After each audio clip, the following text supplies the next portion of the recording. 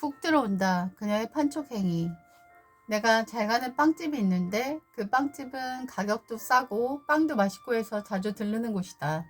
나는 빵을 먹진 않지만 내 반쪽은 빵이 없으면 안 돼서 반쪽을 위해서 빵을 사러 가곤 했다.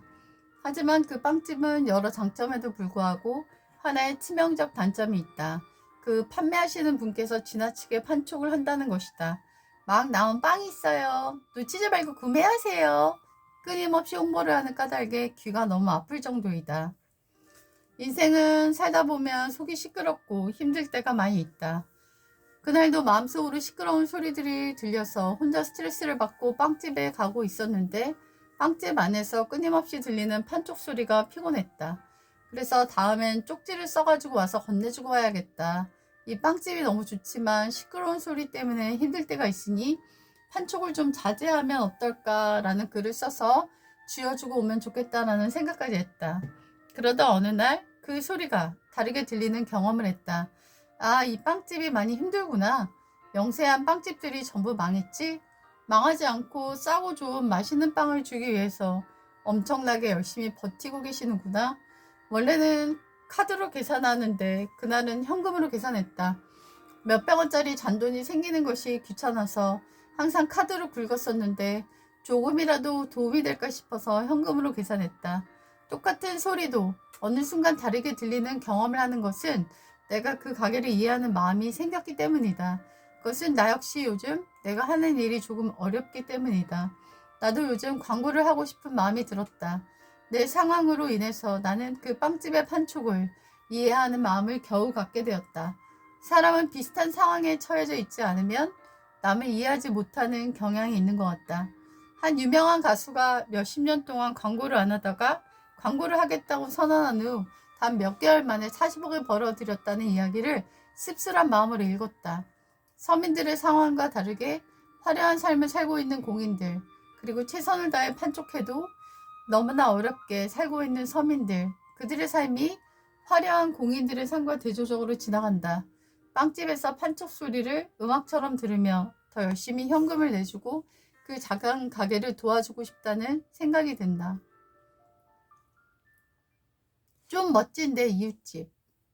내 옆집은 유난히 택배를 많이 시키신다. 택배 물건이 항상 쌓여 있는데 그 물건들 사이에 항상 음료수가 놓여져 있다. 그걸 볼 때마다 마음이 참 따뜻해지는 것을 느낀다.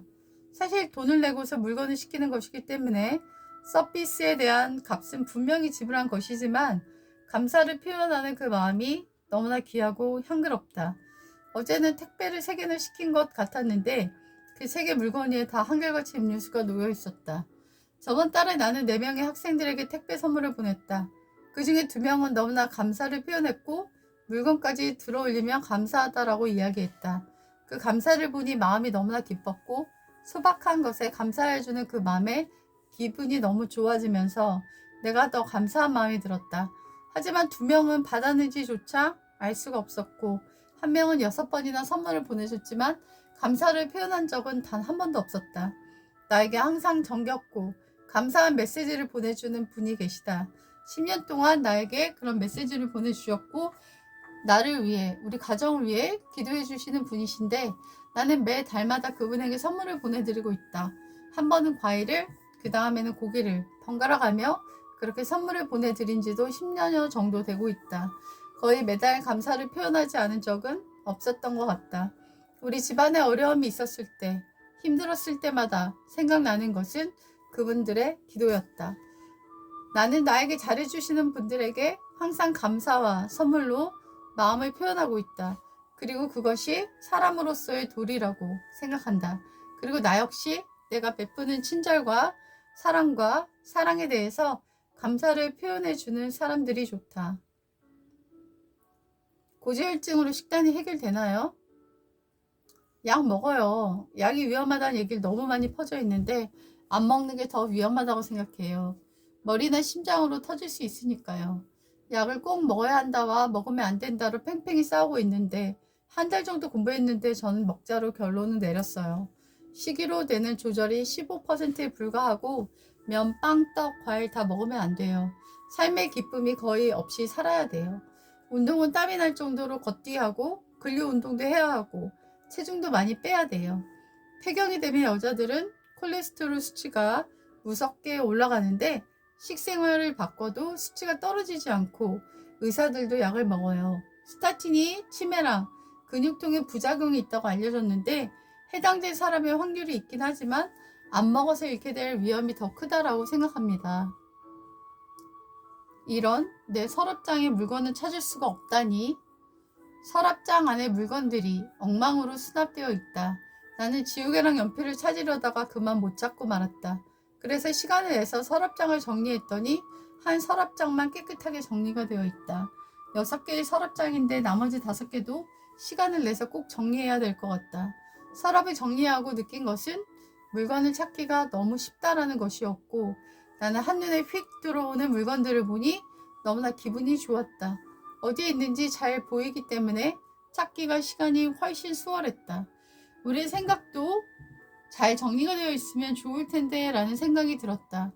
나는 지혜를 가지고 싶어 오늘 하루 중 잠언을 들었다. 듣다가 특별히 마음에 와닿는 구절이 있었다. 남의 싸움에 말려드는 것은 어리석은 자다라는 구절이었다.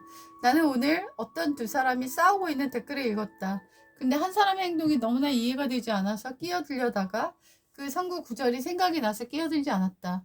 왜냐하면 두 사람의 싸움에 끼지 말라고 하셨기 때문이다. 성경을 읽거나 듣다 보면 어떻게 행동해야 되고 어떻게 말해야 될지, 어떤 행동을 하지 말고 어떤 말을 참아야 하는지에 대해서 생각이 정리가 되어 한눈에 들어오는 것 같다라는 생각이 든다. 집안의 물건만 잘 정리해야 되는 것이 아니라 우리가 하고 있는 생각들도 잘 정리해 두어야 실수를 안 할 수 있고 어려움과 공경에서 벗어나 화를 면할 수가 있다. 생각을 평상시에 잘 정리해 두고 좋은 생각과 나쁜 생각을 분리하고 취사 선택해서 어찌 행동해야 될지에 대한 생각을 분명히 정해 놓으면 삶에 있어서 굉장한 이로움이 윤택감을 준다. 우리는 큰 가치관과 생각을 잘 정리해 놓고 그에 맞게 현명하게 살아야 한다.